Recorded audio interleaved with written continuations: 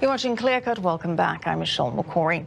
We want to update you on the latest developments out of Iran. Anti-government protests continue today in different parts of the country. But the key story is a serious threat posed against NATO troops by Iran's President Hassan Rouhani. This is in response to news that Britain, France and Germany have begun the so-called dispute mechanism to protest Iran's breaking of the 2015 nuclear deal. Rouhani saying today, and I quote, "Today the American soldier is in danger. Tomorrow the European soldier could be in danger." Rouhani did not elaborate further. All right, getting back to the pro-democracy and anti-regime protesters in Iran. In the U.S., House Republicans tried to introduce a resolution this week in support of those protesters. The idea was to show the pro-freedom movement bipartisan American support. But House Speaker Nancy Pelosi blocked that resolution from reaching the House floor.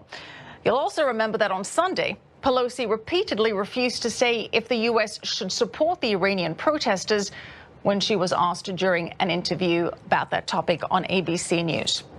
All right, but the anti-regime protests in Iran are continuing, and some of those protesters are even finding a way to smuggle out dramatic video of their demonstrations. Joining us now with an update and to show us some of that video is Dr. Iman Foroughtun. Iman is the chairman of the Board of Trustees of the Iran Liberation Congress.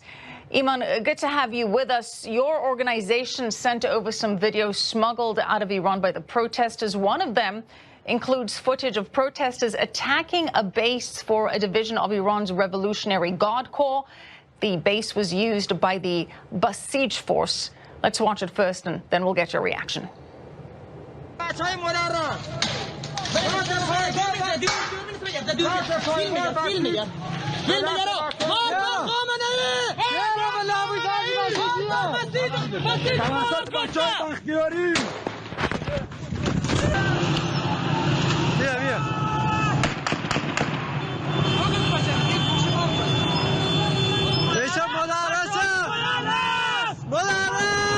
All right, so Iman, the Basij force is a paramilitary organization founded by the Ayatollah, and it really acts as the eyes and ears of the Islamic regime in terms of enforcing Islamic law.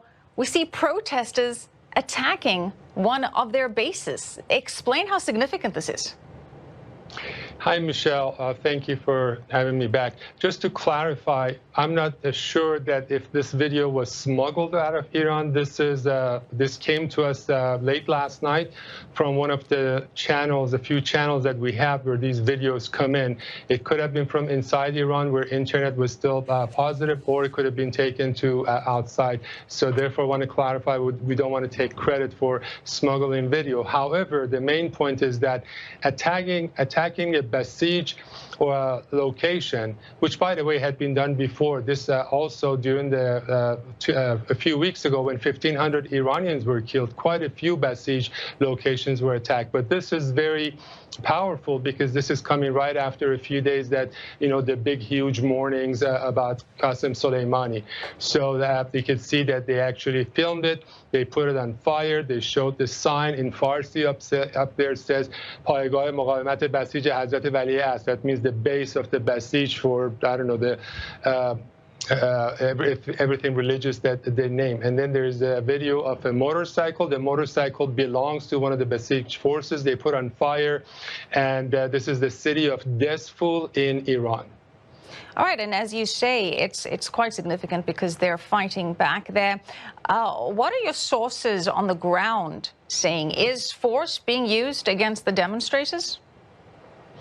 Well, as you see, we have seen videos.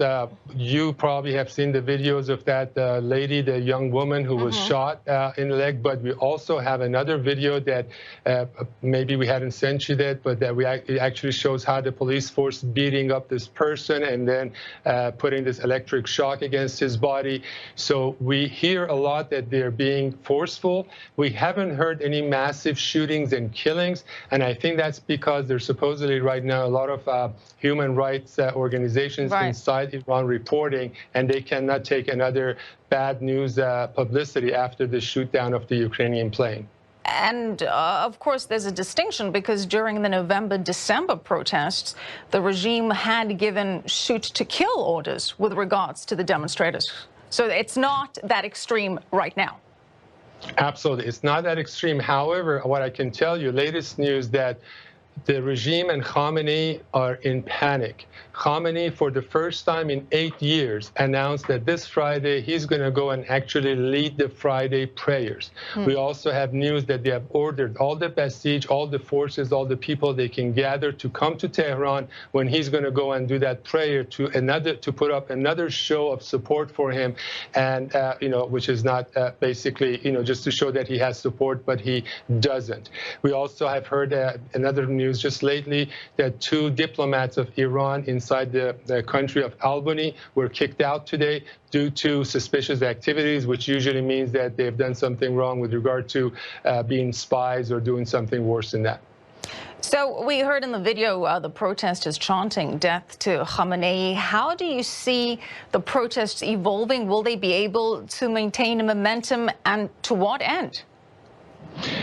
Well, the end is the downfall of the regime. So we're at a very, very sensitive point in time and history. As you mentioned in your opening remarks, the Iranian people and certainly the opposition groups like our Iran Liberation Congress, we were very, very, very disappointed yesterday that in the U.S. Congress, Ms. Pelosi blocked a non-binding resolution supporting the freedom-fighting people of Iran, which was an exact same non-binding resolution similar to what bipartisan they approved a few weeks ago for the protest in Hong Kong.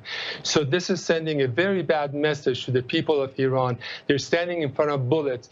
They're looking to United States and democratic countries as beacon of freedom to help them, to support them morally, and to block that non-binding resolution is really, really very disappointing.